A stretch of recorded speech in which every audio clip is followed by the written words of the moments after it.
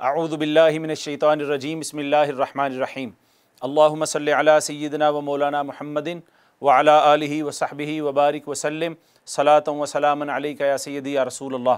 काबिल सद एहतराम मुअज़्ज़ज़ शुरका इरफ़ानु तजवीद वल क़िराअ कोर्स अल्लाह रब्बुल इज़्ज़त का फ़ज़ल व करम है और हुज़ूर नबी रहमत अलैहि अफ़ज़लुस सलावात व तस्लीमात आपके नालैन पाक का तसद्दुक़ है कि हम अपने इस कोर्स की 13वीं क्लास में आज शरीक हैं। हाज़रीन मुकर्रम, आपके इल्म में है कि गुज़श्ता सबक में हमने मखारिज का तफसीली बयान शुरू किया था और उसमें हमने पहले 11 मखरज जो थे वो पढ़ लिए थे। पहला मखरज जोफ़ दहन का था, वहाँ से हरूफ मद्दा अदा हो रहे थे, वाव अलिफ या, और कब, जब वो हरूफ मद्दा वाक़ होते हैं। फिर अक्सा हलक हमज़ा हा, वस्ते हलक ऐन हा, अदना हलक ऐन खा। फिर क़ाफ़ और काफ़ हरूफ लिहातिया थे। क़ाफ़ ज़बान की जड़ और तालू का नरम हिस्सा मिलता था तो क़ाफ़। फिर क़ाफ़ के मखरज से ज़रा मुँह की जानिब हटकर ज़बान तालू के सख्त हिस्से से लगी थी। फिर थोड़ा आगे आए तो हरूफ शजरिया थे, वो वस्ते ज़बान और ऊपर के तालू के मिलने से या मुकाबिल के तालू के मिलने से अदा हुए थे। उसके बाद हमने 4 मखरज ऐसे पढ़े जो तरफ़िया कहलवाते हैं। तरफ़िया जो ज़बान की तरफ और साइड से अदा होते हैं। उनमें से पहला दौद था। कुछ लोग जो हैं इसको हाफिया भी कहते हैं, हरफ़े हाफिया भी कहते हैं। हमने इसको तरफ़िया में इस वजह से लिया है कि इन चारों की तारीफ़ जो है वो तरफ़ ज़बान से शुरू हो रही है। चारों की डेफिनेशन जो है वो तरफ़ ज़बान से शुरू हो रही है। तो दाद लाम नून रा, दाद लाम नून रा। दाद तरफ़ ज़बान और अदरास के मिलने से, लाम तरफ़ ज़बान सनाया रुबाई अनियाब और दवाहिक के मिलने से, नून तरफ़ ज़बान जब सनाया रुबाई और अनियाब से लगे, और रा तरफ़ ज़बान जब सनाया रुबाई से लगे। तो हाज़रीन मुकर्रम, ये 11 मखरज हमारे मुकम्मल हो गए थे। आज जो 6 और मखरज हैं वो इंशाअल्लाह इंतहाई आसान हैं, वो हम मुकम्मल करते हैं और वो मुकम्मल करने के बाद फिर आज के सबक की हम प्रैक्टिस भी करेंगे, क़िराअत की प्रैक्टिस करेंगे। तो आइए, 4 मखरज इससे पहले वो हैं जो तरफ़िया हैं, जो तरफ़ ज़बान से अदा होते हैं। अभी 3 मखरज वो हैं जो नोके ज़बान से होंगे। कहाँ से होंगे? नोके ज़बान से। नोके ज़बान से, ज़बान की नोक से, ज़बान की नोक से अदा होने। पहले ज़बान की तरफ से अदा हुए, इस तरफ से या इस तरफ से, आप समझ रहे हैं। अब जो है ज़बान की नोक से अदा होंगे। तो आइए पढ़ते हैं कि कौन कौन से मखरज नोके ज़बान वाले हैं और ज़बान की नोक से अदा होते हैं। हम लिखेंगे मखरज नंबर 12, 13 और 14। यहाँ लिख लेते हैं मखरज का बयान, चूँकि चल रहा है या मखारिज का बयान। तो 12, 13 और 14। सबसे पहले है ता दाल ता, ता दाल और ता। इनको कहते हैं हुरूफ़े नितइया। आप काइंडली लिख लें उतनी देर। नितइया, नितइया, नितइया, नितइया। उसके बाद ये है सा ज़ाल और ज़ा, सा ज़ाल और ज़ा। इनको कहते हैं हुरूफ़े लिथविया, लिथविया, ये उर्दू में हो गया। उसके बाद हैं हुरूफ़े सफ़ीरिया, ज़ा, सीन। अच्छा, जो कमाल का काम है ना, जो आपके करने वाला, वो ये है कि आप इन हुरूफ़ के पेयर्स को याद करेंगे। यानी ये पता होना चाहिए कि ता के साथ दाल और ता अदा होते हैं, सा दाल ज़ा एक जगह से होते हैं और ज़ा सीन साद एक जगह से अदा होते हैं। तो इसको पहले लिख लेते हैं, याद करना बिल्कुल भी मुश्किल नहीं है। सफ़ीरिया। नितइया वैसे कहते हैं खुरदरी जगह को, खुरदरी जगह।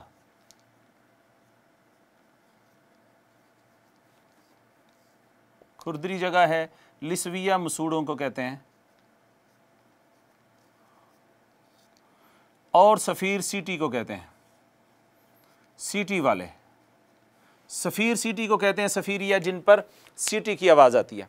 नाज़रीन किराम, ये 3 मखरज जो हैं 12, 13 और 14, ये नोके ज़बान वाले हैं, नोके ज़बान वाले हैं, नोके ज़बान वाले हैं, नोके ज़बान वाले हैं। ये नोके ज़बान से अदा होते हैं। कहाँ से अदा होते हैं? नोके ज़बान से। एक एक की डेफिनेशन लिखेंगे। सबसे पहले मखरज नंबर 12 है हुरूफ़े नितइया का। बोलिए, हुरूफ़े नितइया, नितइया, नितइया। एक बात, और नितइया कौन से हैं आप मेरे बाद पढ़ेंगे 3 दफ़ा लाउडली। ता दाल तो, ता दाल तो, ता दाल तो, ता दाल तो, ता दाल तो, ता दाल तो। ये जो 3 हरूफ हैं ये कहाँ से अदा होते हैं? आइए इनकी डेफिनेशन लिखते हैं। इनकी डेफिनेशन लिखेंगे, तीनों की डेफिनेशन यहाँ से शुरू होगी। नोके ज़बां, नोके ज़बां, नोके ज़बां और सनाया उलिया की जड़ें, और सनाया उलिया की जड़ें।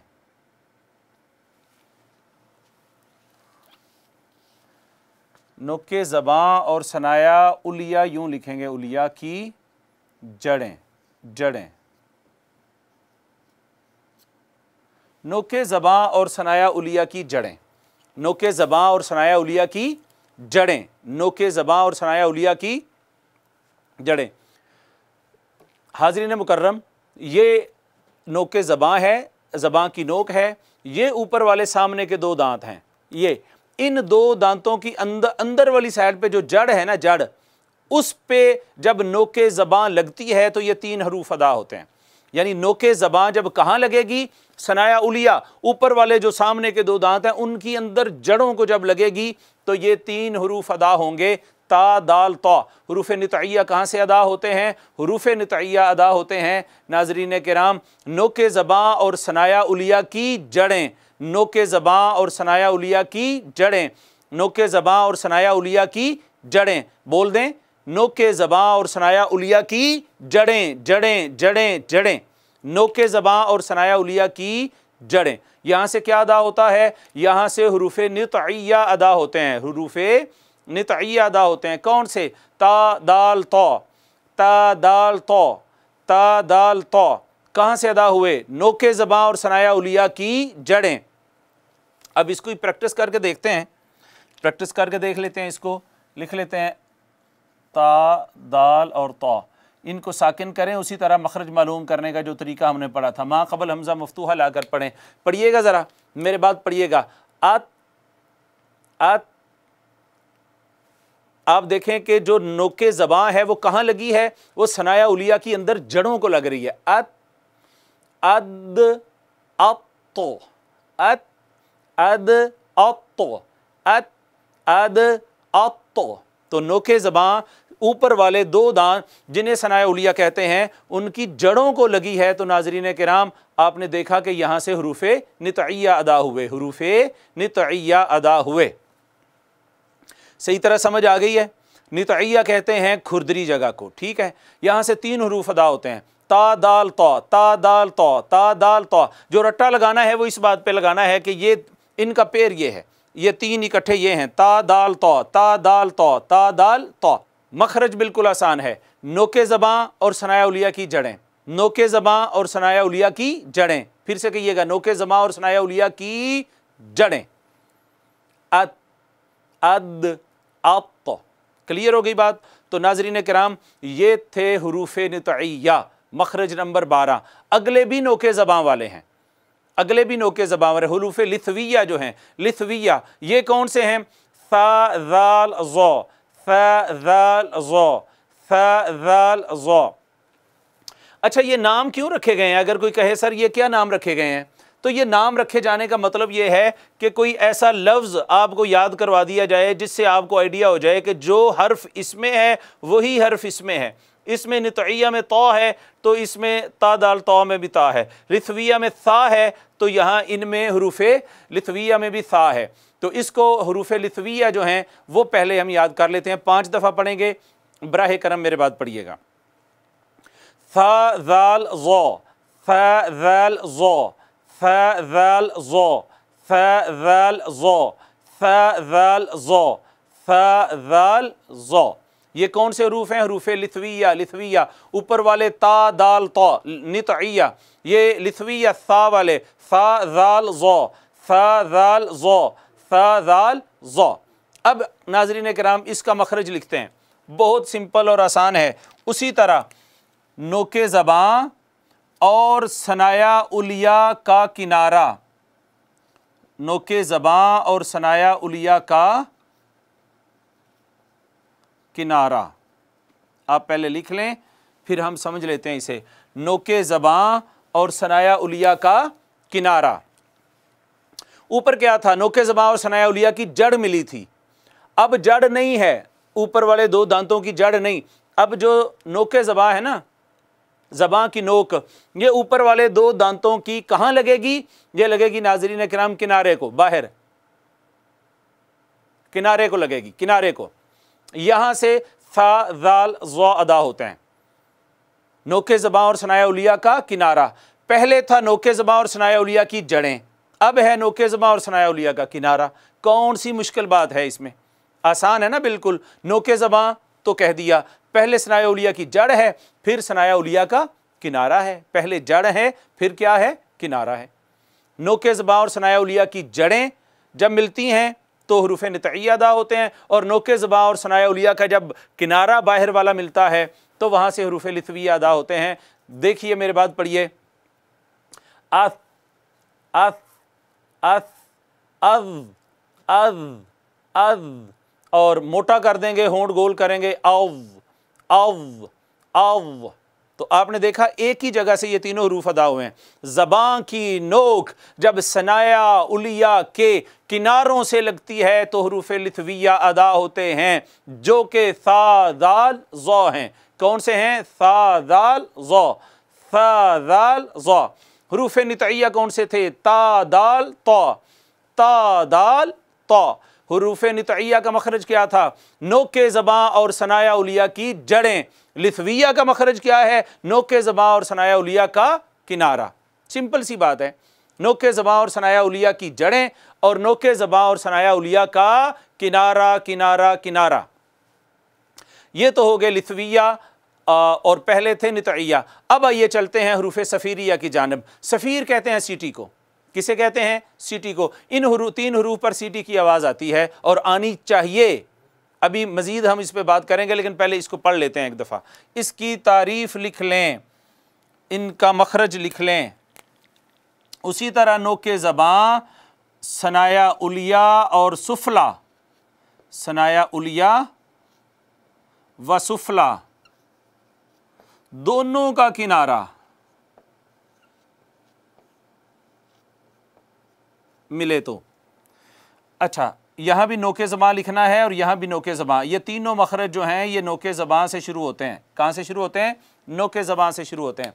नाज़रीन किराम, हुरूफ़ सफ़ीरिया जो हैं ये भी अदा होते हैं नोके ज़बां से, लेकिन नोके ज़बां जब कहाँ लगे? ज़बां की नोक, ज़बां की नोक कहाँ लगे? सनाया उलिया के किनारे और सनाया सुफला दोनों के किनारों के बीच में, दरमियान में लगेगी, दरमियान में। तो यहाँ से हुरूफ़ सफ़ीरिया अदा होते हैं। हुरूफ़ सफ़ीरिया हमने क्या लिखा है? हम लिखेंगे नोके ज़बां, सनाया उलिया और सुफला दोनों का किनारा। नोके ज़बां, सनाया उलिया और सुफला दोनों का किनारा। नोके ज़बां कहाँ लगेगी? सनाया उलिया और सनाया सुफला दोनों के किनारे से लगेगी। नोके ज़बां, सनाया उलिया और सुफला दोनों का किनारा। ये हैं हुरूफ़ सफ़ीरिया। सफ़ीरिया देखें, अब पढ़ के देखते हैं। पढ़ने का, प्रैक्टिस करने का एक ही बेहतरीन तरीका हम पढ़ चुके हैं, और वो ये है, जिस हर्फ का मखरज मालूम करना है पहले उसे साकिन करें, उसके बाद माँ कबल हमज़ा मफ्तूहा लेके आएँ, फिर माँ कबल हमज़ा मफ्तूहा लेके आएँ। इसको पढ़िए। अज़ अज़ अज़ अस अस अस औस औस औस। तो तीनों में सीटी की आवाज़ आनी चाहिए। तीनों में क्या होना चाहिए? सीटी की आवाज़ आनी चाहिए। सीटी की आवाज़ तब आती है जब थोड़ा सा आप सख्ती से पढ़ें। अब कहेंगे कि सर ज़बां की नोक 100% दोनों किनारों के साथ टच तो नहीं करती है सम टाइम। तो टच भले ना करे, मगर ज़बां की नोक जो है उन्हीं दो किनारों के करीब तर रहती है। उन्हीं दो किनारों को टच करती है तो उन्हीं को ही करती है, उन्हीं के करीब तर रहती है। मखरज इसका यही है। नोके ज़बां, सनाया उलिया और सुफला दोनों के किनारों के दरमियान आती है या दोनों के किनारों के करीब आती है, मगर हम लिखेंगे नोके ज़बां और सनाया उलिया और सुफला दोनों का किनारा मिले तो। ये है पहला मखरज। हमने जो आज पढ़ा है वो ये पढ़ा है हुरूफ़ नितइया का, वो है ता दाल ता। नितइया कहने से पता चल जाता है इसमें ता है। ता दाल ता, सॉरी ता दाल तौ, ता दाल तौ। नोके ज़बां और सनाया उलिया की जड़ है पहले, फिर हरूफ़े लिथविया हैं, नोके ज़बां और सनाया उलिया का किनारा है, उसके बाद नोके ज़बां और सनाया उलिया और सुफला दोनों का किनारा है। बिल्कुल सिंपल सा है, पहले नोके ज़बां और सनाया उलिया की जड़, फिर नोके ज़बां और सनाया उलिया का किनारा, फिर नोके ज़बां और सनाया उलिया और सुफला दोनों का किनारा। पहली बात तो ये है कि सनाया उलिया की जड़ें हैं, फिर सनाया उलिया का किनारा है, फिर सनाया उलिया और सुफला दोनों का किनारा है। तो देखिए, नोके ज़बां और सनाया उलिया की जड़ें ता दाल ता, नोके ज़बां सनाया उलिया का किनारा सा दाल ज़ा, नोके ज़बां सनाया उलिया और सुफला दोनों का किनारा मिले तो हुरूफ़ सफ़ीरिया अदा होते हैं। क्लियर हो गई बात? क्लियर हो गई बात? नोके ज़बां वाले यही 3 मखरज थे। आगे तो यूं बिल्कुल आसान है, मुश्किल काम हम कर चुके हैं सारा, जो कि मुश्किल नहीं था बिहम्दिल्लाहि ताला। तो ये नाज़रीन किराम 3 मखरज जो हैं नोके ज़बां वाले हैं। 4 इससे पहले जो हमने पढ़े थे वो तरफ़े ज़बां वाले थे, दौद लाम नून रा। उसकी डेफिनेशन यूं करते थे, तरफ़े ज़बां और अदरास के मिलने से, तरफ़े ज़बां जब सनाया रुबाई नियाब और दुआहिक से मिले, तरफ़े ज़बां जब सनाया रुबाई नियाब से मिले, तरफ़े ज़बां जब सनाया रुबाई से मिले। मगर ये नोके ज़बां नोके ज़बां नोके ज़बां, नोके ज़बां और सनाया उलिया की जड़ें ता दाल ता, नोके ज़बां और सनाया उलिया का किनारा सा दाल ज़ा, नोके ज़बां और सनाया उलिया और सुफला दोनों का किनारा मिले तो जा सीन सौद, जा सीन सौद, जा सीन सौद, जा सीन सौद। अच्छी तरह से समझ आ गई है? नोके ज़बां वाले 3 मखरज हैं। नोके ज़बां वाले कितने मखरज हैं? 3 मखरज हैं नाज़रीन किराम। नोके ज़बां वाले 3 मखरज हैं, नितइया, लिथविया और सफ़ीरिया।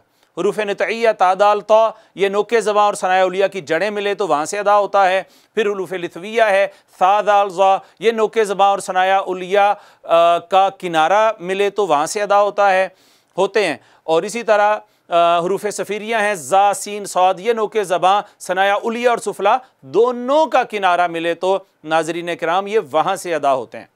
एक बात है इस ज़िमन में अहम, वो करके फिर आगे चलते हैं। तो आइए देखते हैं कि वो क्या है।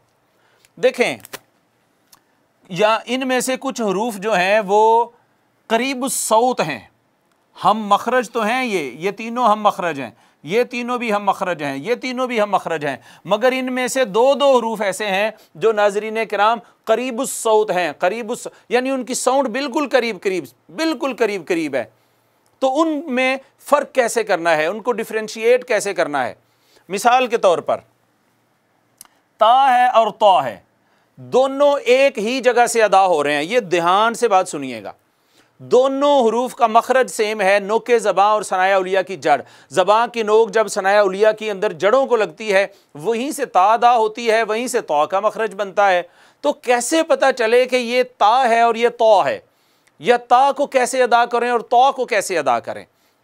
ऐसे ही है ना ये बात। इसी तरह थोड़ा सा नीचे आएंगे, ज़ाल और ज़ौ, ये इन दोनों का भी मखरज सेम है, ज़ाल और ज़ौ का भी मखरज सेम है। और वो क्या है? ज़बां की नोक जब सनाया उलिया के किनारे को लगती है, वहीं से ज़ाल अदा हुई, वहीं से ज़ौ अदा हुई। तो करीब करीब हरूफ हैं, करीब करीब आवाज़ है, करीब करीब साउंड है। कैसे पता चले कि ये ज़ाल ऐसे अदा करनी है और ज़ौ ऐसे अदा करनी है? फिर इसी तरह सीन है और सौद है, आप देखें ये दोनों हरूफ भी एक ही जगह से अदा हो रहे हैं। ज़बां की नोक सनाया उलिया और सुफला दोनों के किनारों के दरमियान आ रही है, तो हरूफ़ सफ़ीरिया में सीन और सौद अदा हो रहे हैं। तो सीन और सौद की आवाज़ भी करीब करीब होती है। ये कैसे पता चलेगा? ऐसे पता चलेगा नाज़रीन इकराम। इसको हम यूं समझने की कोशिश करते हैं। देखिएगा, ता और ता एक ही जगह से अदा होते हैं ना, ता और ता, ता और ता। तो उसका तरीक़ाकार ये है कि एक ही जगह से उसी जगह पे आप बारीक आवाज़ रखेंगे तो ता हो जाएगी, ता 2 नुक्तों वाली ता हो जाएगी। बारीक आवाज़ कैसे रखेंगे? हर रोज़ ऑलमोस्ट ये बात हम कर रहे हैं अपने लेक्चर्स में कि ज़बान नीचे की तरफ रखें, नीचे की तरफ, तालू की तरफ ना लेके जाएं, होंठ पीछे खींचें, हर्फ बारीक हो जाता है। अब कहिएगा, वही ज़बान की नोक सनाया उलिया की जड़ों को लगेगी, मगर ज़बान नीचे रखनी है, होंठ पीछे खींचने हैं। देखिए, अत, अत, होंठ पीछे गए ना, अत, अत, ये ज़बान की नोक वहाँ पे भी लगी, ये बारीक हो गई, और यहीं पर ज़बान की नोक लगेगी, सनाए उलिया की जड़ों को ही लगेगी, वहीं पर सेम उसी जगह पर। लेकिन होंठ गोल कर देंगे और तालू की तरफ बेंड करेंगे ज़बान को, तो वो हर्फ मोटा हो जाएगा। देखिएगा, आप तो, आप तो, आप तो, एत, आप तो, एत, आप तो। क्लियर हो गई बात।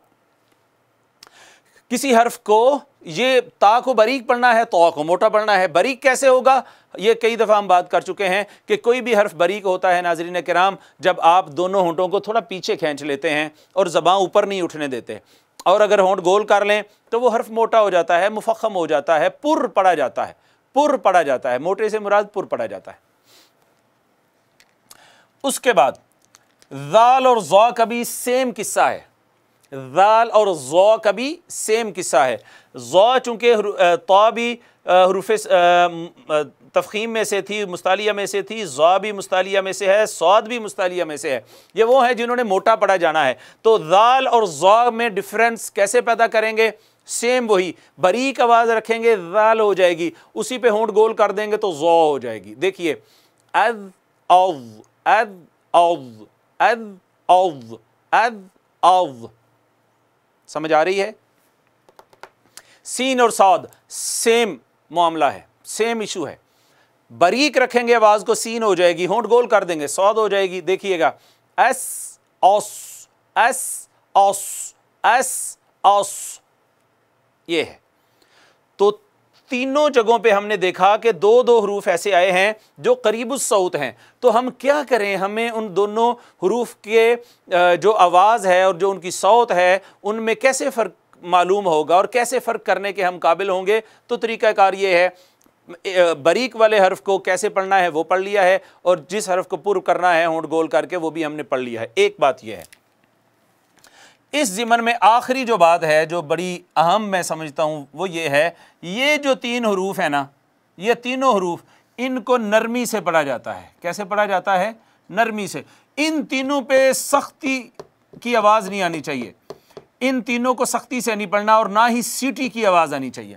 आप सा पे सीटी बजाएंगे वो सीन हो जाएगी, सा पे सीटी बजाएंगे वो क्या हो जाएगी, सीन हो जाएगी। हम दो सना, हम कहते हैं ना सना, सीटी बजाते हैं वो सीन हो जाती है, वो सना नहीं होती। सना ये विदाउट सीटी करना है, और सीटी उस वक्त नहीं बजती जब आप नरमी से पढ़ते हैं। नरमी से अस, अस, सना, सना, सनाउल्ला, सनाउल्ला नहीं कहना, सीटी नहीं बजानी, ठीक है। ये तीनों नरमी से। इसी तरह ज़ाल है, ज़ाल, व इज़ क़ौला, व इज़ क़ौला, व इज़ क़ौला। ज़ाल को नरमी से पढ़ेंगे तो ज़ाल है, इस पर सख्ती करेंगे या इस पर सीटी की आवाज़ आएगी। सीटी की आवाज़ आती ही उसी वक्त है जब आप सख्ती करते हैं, जब आप क्या करते हैं, सख्ती करते हैं। देखिएगा, व इज़ क़ौला, व इज़ क़ौला, ये इज़ नहीं है, ये व इज़, इज़, इज़, इज़, नरमी से। नरमी से पढ़ेंगे तो ज़ाल है, सख्ती से पढ़ेंगे तो ज़ा है। किस्सा मुख्तसर ये है नाज़रीन किराम कि सा ज़ाल ज़ा में आपने नरमी इख्तियार करनी है, इसको सख्ती से नहीं पढ़ना। जब नरमी से पढ़ेंगे तो सीटी बजेगी भी नहीं, पहली बात। दूसरी बात यह है कि ये उसका अपोजिट हैं, ये तीनों, ये दोनों एक दूसरे का अपोजिट हैं। ये जो तीन है ना, ये तीन हरूफ, इन तीनों पर हमने सीटी बजानी है, और सीटी बजती है जब हम ज़ोर से पढ़ते हैं, जब हम ज़ोर से पढ़ते हैं। इनको नरमी से नहीं पढ़ना, इनको नरमी से नहीं पढ़ना। मिसाल के तौर पर ज़ा है ना, इसको यूं नहीं पढ़ना अज़, अज़, नहीं नहीं नहीं नहीं, इसको जोर लगाना है और सीटी लगानी है उसमें, अज़, अज़, अज़, ठीक है। अस, अस, अस सीटी है, औस, औस, औस सीटी है। ये तीनों हरूफ नरमी से पढ़े जाते हैं और ये तीनों हरूफ सख्ती से, और साथ में सीटी भी है। सख्ती से मुराद ये नहीं है कि ये मुशद्दद हैं, मतलब फिर कोई गलती ना निकालना शुरू कर दें। इसका माना ये है कि ये नरमी सख्ती से पढ़े जाते हैं इस सेंस में कि इन पे सीटी की आवाज़ आती है। क्या आती है, और नरमी से सीटी की आवाज़ नहीं आती, थोड़ा सख्ती से पढ़ें तभी आती है। तो ये तीन हरूफ बग़ैर सीटी के नरमी से पढ़े जाते हैं, ये तीनों हरूफ सख्ती के साथ और सीटी के साथ पढ़े जाते हैं। हाज़रीन मुकर्रम, आज के लेक्चर में हरूफ नितइया पढ़े हैं, हरूफ लिथविया पढ़े हैं और हरूफ सफ़ीरिया पढ़े हैं। आपने देखा कि जिस दिन से इरफानुत तजवीद वल क़िराअह की क्लास शुरू हुई है, मेरे मुंह से आपने हरूफ नहीं सुना होगा। हरूफ नहीं है, हा पे पेश पढ़नी है, हुरूफ। और पेश उसी वक्त अदा होती है जब आपके होंठ गोल होते हैं। आप कहेंगे हुरूफ। क्लियर है? हरूफ नितइया ता दाल ता अदा हुए नोके ज़बां और सनाया उलिया की जड़ें। हरूफ लिथविया सा दाल ज़ा अदा हुए नोके ज़बां और सनाया उलिया का किनारा। हरूफ सफ़ीरिया ज़ा सीन सौद अदा हुए नोके ज़बां सनाया उलिया और सुफला दोनों का किनारा। इंतहाई आसान है। नोके ज़बां सनाया उलिया की जड़, नोके ज़बां सनाया उलिया का किनारा, नोके ज़बां सनाया उलिया और सुफला दोनों का किनारा। पहले तो जड़ है ना, उसको छोड़ें, फिर एक का किनारा, फिर दोनों का किनारा। सिंपल है बिल्कुल। छोटे बच्चे भी बैठे होंगे तो मैं उम्मीद करता हूं कि इंशाअल्लाह ताला आपको अच्छे तरीके से समझ आ रही होगी। 12, 13 और 14 मखरज हो गए हमारे। कितने हो गए? 14। 4 तो वो थे नाज़रीन किराम जो हमारे तरफिया थे, और ये 3 ऐसे हैं जो नोके ज़बां वाले हैं। अब आइए आखिरी 3 को कंप्लीट करते हैं। आखिरी 3 जो मखारज हैं नाज़रीन किराम, उनको कंप्लीट करते हैं। और वो कौन से हैं? 15वां मखरज है फ़ा का। 15 मखरज नंबर 15 है फ़ा का। फ़ा, ये आप लिखेंगे सनाया उलिया का किनारा। सनाया उलिया का किनारा, प्लीज़ जल्दी से लिख लें और लिखते साथ ही याद हो जाएगा। सनाया उलिया का किनारा आप लिख लें, फिर समझते हैं। सनाया उलिया का किनारा और नीचे वाले होंठ का दरमियानी हिस्सा, और नीचे वाले होंठ का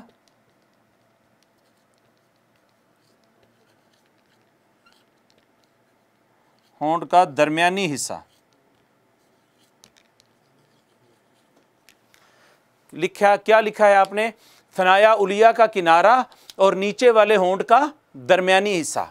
सनाया उलिया किसे कहते हैं?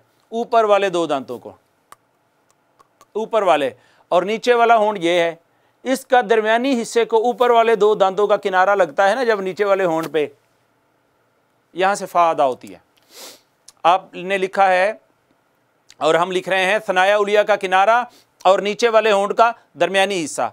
सनाया उलिया का किनारा और नीचे वाले होंठ का दरमियानी हिस्सा। साथ में बोलते भी रहा करें, लिख भी लें।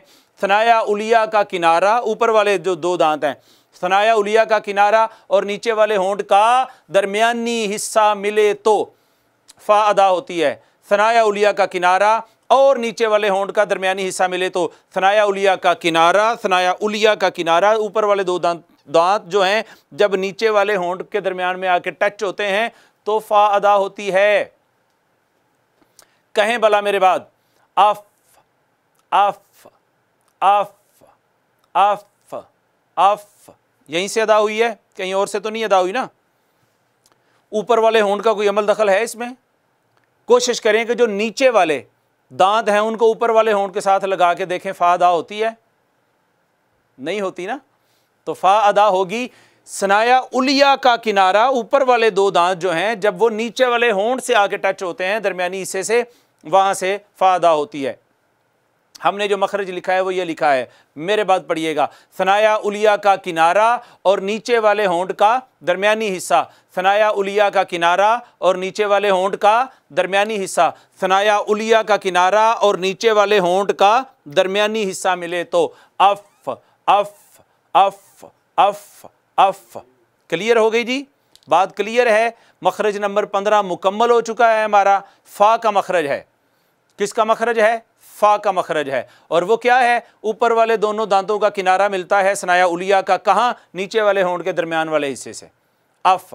कहीं प्रॉब्लम हो जाए ना, समझना है कि ये मखरज कहाँ से अदा हो रहा है, उसको साकिन करके उस हर्फ को मा कबल हमजा मफ्तूहा लाकर पढ़ें, जनाब आपको उसी वक्त पता चल जाएगा कि मखरज क्या है इसका। याद करें अब वो मेरी बात जो शुरू में हमने लिखी थी, पहले या दूसरे लेक्चर में ऑलमोस्ट, कि मखरज मालूम करने का तरीका क्या है। हमने 2 चीज़ें लिखी थी। जिस हर्फ का मखरज मालूम करना हो पहले उसे साकिन करेंगे, मा कबल हमजा मफ्तूहा लाकर पढ़ेंगे तो मखरज मालूम हो जाएगा। यही था ना?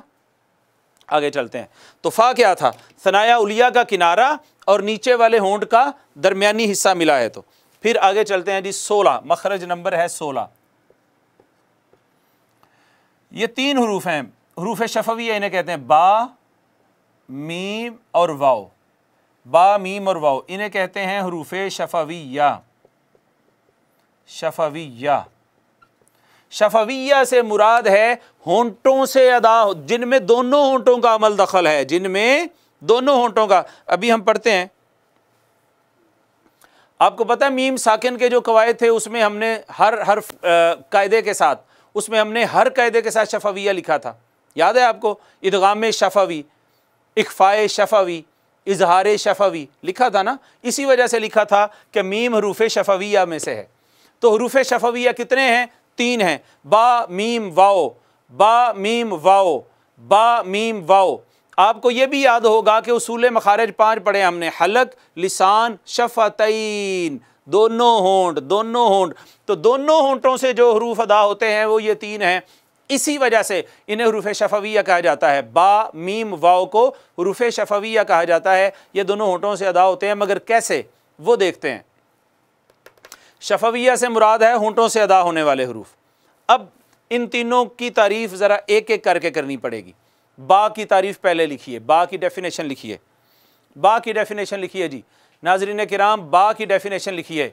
बा अदा होती है, आप लिखेंगे, दोनों होंठों के तर हिस्से के मिलने से, या यूं लिखेंगे दोनों होंठों के अंदरूनी तर हिस्से के मिलने से। तर हिस्सा होता ही अंदरूनी है, होंठों का तर हिस्सा अंदरूनी होता है ना, तो ज़्यादा बेहतर है वैसे ये लिख लें, दोनों होंठों के तर हिस्से के मिलने से बा अदा होती है।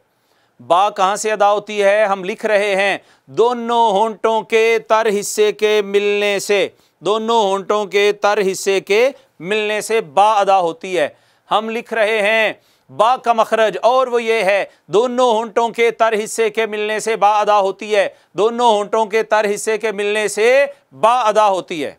देखिए, अब अब अब अब दोनों होंठों का अंदर वाला हिस्सा मिलता है ना, जो तर होता है, उससे बा अदा होती है, वो मिले तो। मीम का लिखे मखरज, दोनों होंठों के खुश्क हिस्से के मिलने से मीम अदा होती है। मीम कहाँ से अदा हुई? दोनों होंठों के खुश्क हिस्से के मिलने से। दोनों होंठों के बाहर वाला हिस्सा, दोनों होंठों का खुश्क हिस्सा मिलता है तो मीम अदा होती है। दोनों होंठों के खुश्क हिस्से के मिलने से मीम अदा होती है। कहें अम, तो आपने देखा मीम दोनों होंठों के बाहर वाले हिस्से के मिलने से अदा होती है, और बा दोनों होंठों का अंदर वाला जब हिस्सा मिलता है वहां से अदा होती है। आप कोशिश करें जरा, बा को बाहर से अदा करें, नहीं होता, जो अम्ब बन जाता है वो, यानी वो बनता ही नहीं है वो। अगर वो उस दिन, अगर कल की बात आप लें ना, कल की बात लें जिसमें ये बात हो रही थी कि जी सर हम लाम तो यहाँ से भी अदा कर सकते हैं, हम तो रा यहाँ से भी अदा कर सकते हैं, वो 2-3 हरूफ ही हैं जो आप वहाँ से, यहाँ से, उधर से अदा कर सकते हैं, बाकियों को अदा करके दिखाएं, बाकी नहीं कहाँ से अदा, कहीं से भी अदा होते। तो मखारिज यही सही हैं जो हम पढ़ रहे हैं, वो हमारी एक एक्स्ट्रा काबिलियत है। तो मीम कहाँ से अदा हुई? दोनों होंठों के खुश्क हिस्से के मिलने से, दोनों होंठों के खुश्क हिस्से के मिलने से। और आगे रह गया वाओ। वाओ अदा होती है दोनों होंठों को गोल करने से, दोनों होंठों को गोल करने से वाओ अदा होती है। दोनों होंठों को गोल करने से वाओ अदा होती है।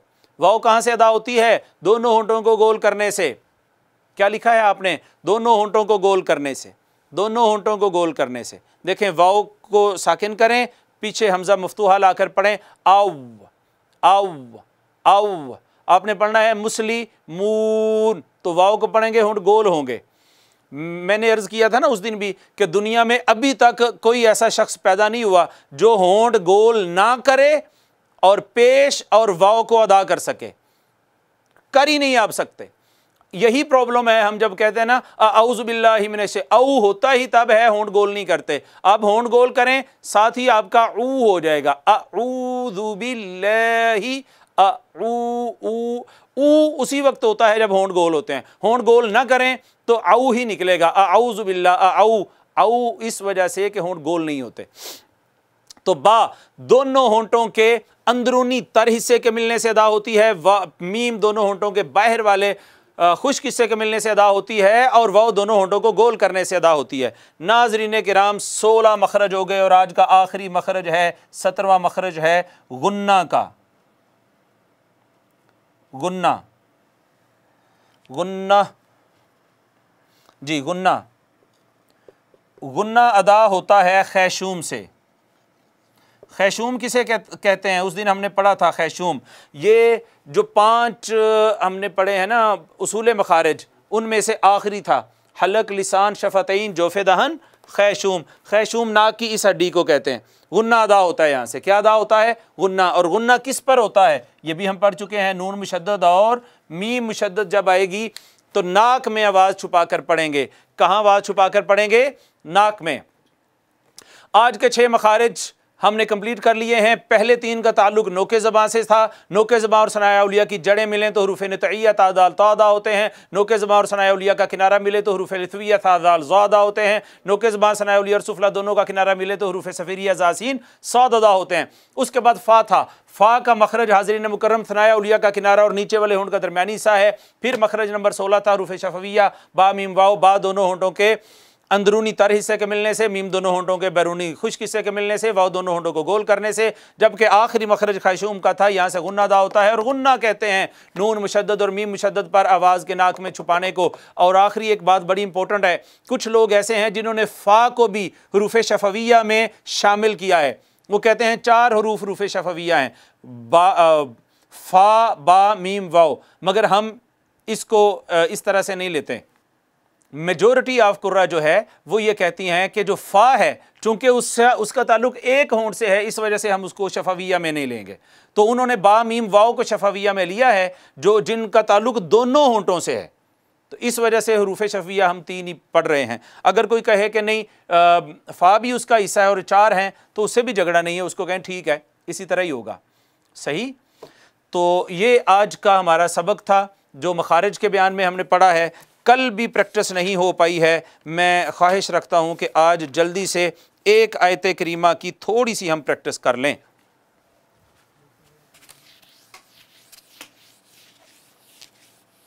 थोड़ी स्पीड लगानी पड़ेगी, वक्त हो चुका है तकरीबन 2-4 मिनट के लिए एक आयत करीमा की प्रैक्टिस कर लेते हैं। व इज़ा क़ील लहुम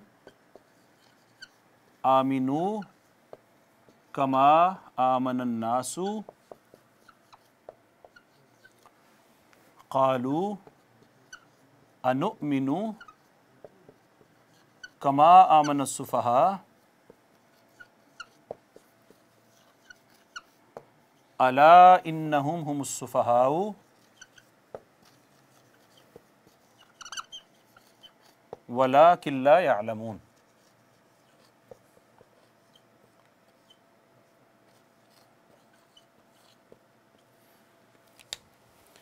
नाज़रीन किराम, ये आज की आयत करीमा हमने लिखी है व इज़ा क़ील लहुम। ये एराब लगाने इस वजह से ज़रूरी हैं कि इनके ऊपर हमने फिर सारा अपनी वो रखनी होती है, बुनियाद रखनी होती है। अनुमिनु कमा आमनस सुफ़हाउ अला इन्नहुम हुमुस सुफ़हाउ वलाकिन ला यअलमून। जी, ये हमने लिख लिया है आज का सबक। आइए जल्दी से देखते हैं कि इसमें से कौन कौन से क़वाइद अदा हो रहे हैं। आप मेरे बात पढ़िएगा। व इज़ा क़ील लहुम, व इज़ा में वाव को हमने होंठ गोल करके पढ़ा, हरूफ शफ़विया में से है। दाल जो है हरूफ था, दाल ज़ा हरूफ लिथविया में से था, नरमी से पढ़ा। अलिफ जो है माक़बल मफ्तू होने की वजह से मद्दा है। या भी माक़बल मदमूम होने, माक़बल मकसूर होने की वजह से याए मद्दा है। दोनों को एक एक अलिफ के बराबर हमने खींचा। लहुम की मीम साकिन है, मीम साकिन पे इजहार शफ़वी है इस वजह से कि इसके बाद ना तो मीम है ना ही बा है। आमीनू, आमीनू अलिफ अल मद्दिया सगीरा है, वाव मद्दा है।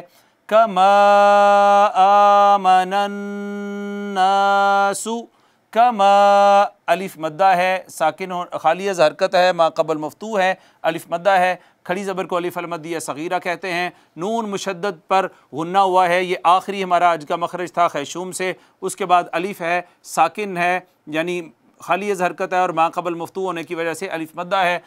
क़ालू अनुमिनु, क़ालू ये अलिफ मद्दा है, ये वाव मद्दा है। उसके बाद इस मद को कितना खींचा जाता है ये हम नहीं पढ़ रहे, ये आगे चल के मद्दात का बयान आ रहा है इंशाल्लाह, उसमें हम पढ़ेंगे कि इस पे मद आई क्यों है, किसने इसको मद दी है, किस पर मद आती है, उस मद का नाम क्या होता है और उसको खींचते कितना है। अनुमिनु, अनुमिनु में हमज़ा में हम झटका लगाएंगे। कमा आमनस सुफहाउ, कमा अलिफ मद्दा है, ये अलिफ अलमदिया सगीरा है। उसके बाद ये अगेन अलिफ मद्दा है। अला इन्नहुम, अला में ये अलिफ जो है अलिफ अलमदिया सगीरा है। ये जहाँ मैं पॉइंट आउट करूँ ना तो आप देखा करें कि यहाँ कौन सा कायदा लग रहा है। इन्ना पे मुशद्दद था चूँकि तो गुन्ना हुआ है, मीम साकिन है, इजहार शफवी है इस वजह से कि ना तो बाद में मीम है ना बा है। हुमुस्सुफहाउ, हुमुस्सुफहाउ। अगर मैं आपसे ये पूछूं कि इस मीम पर क्या है, इस मीम पर क्या है, तो आप क्या बताएंगे? इजहार शफवी है, इदगाम शफवी है या इख्फा शफवी है? तो नाज़रीन किराम तीनों में से कोई भी नहीं है। क्यों? ये मीम साकिन ही नहीं है। वो मीम साकिन के कवायद हैं जो तीन हैं, ये तो मीम मुतहर्रक है, फिर ये अलिफ मद्दा है। उसके बाद वलाकिन ला यअलमून, वलाकिन ला यअलमून, वला अलिफ अलमदिया सगीरा, नून साकिन, उसके बाद हरफ इदगाम, लाम यरमलून में से नून का लाम में इदगाम हो गया, इदगाम करते हुए गुन्ना नहीं हुआ, इदगाम बिला गुन्ना हुआ यहाँ पे। उसके बाद अलिफ मद्दा है, यअलमून में वाव मद्दा है। व इज़ा क़ील लहुम आमिनू कमा आमनन्नासु क़ालू अनुमिनु कमा आमनस्सुफ़हाउ अला इन्नहुम हुमुस्सुफ़हाउ वलाकिन ला यअलमून। तो नाज़रीन किराम यहीं पर हमारा आज का 13वां लेक्चर ख़त्म होता है। आज हमने अपने मखारज मुकम्मल कर लिए हैं जो कि 6 थे। सबसे पहले नोके ज़बान वाले 3 थे, नितइया तादालता, लिथविया थादालजा और सफ़ीरिया जासीन साद। वो इस तरह नोके ज़बान और सनाउलिया की जड़ें, नोके ज़बान सनाउलिया का किनारा, नोके ज़बान सनाउलिया और सुफला दोनों का किनारा। उसके बाद फ़ा का मखरज था, सनाउलिया का किनारा और नीचे वाले होंठ का दरमियानी हिस्सा, फिर हुरूफ़ शफ़विया, बा मीम वाव थे, बा मीम वाव, बा दोनों होंठों के बाहर वाले खुश्क हिस्से के मिलने से, मीम दोनों होंठों के अंदरूनी तर हिस्से के मिलने से और वाव दोनों होंठों को गोल करने से खशूम कहते हैं।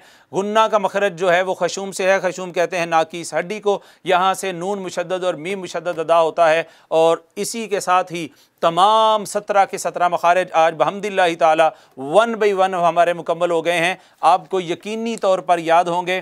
किसी दिन इनकी फिर इंशाअल्लाह ताला हम रिवीजन भी करेंगे। आज वक्त हो चुका है। इसी के साथ ही हम इजाज़त चाहते हैं। अल्लाह रब्बुल इज़्ज़त आप सबका हामी नासिर हो। वमा अलैया इल्लल बलाग।